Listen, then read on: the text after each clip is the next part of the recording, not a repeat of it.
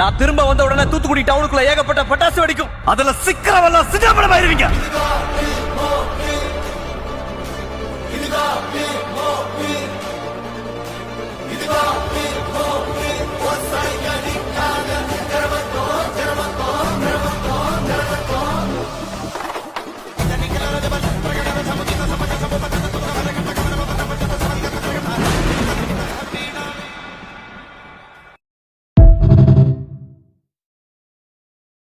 நான் திரும்ப வந்த உடனே தூத்துக்குடி டவுனுக்குள்ள ஏகப்பட்ட பட்டாசு வெடிக்கும். அதுல சிக்கிறவெல்லாம் சிதம்பரம் ஆயிருவீங்க.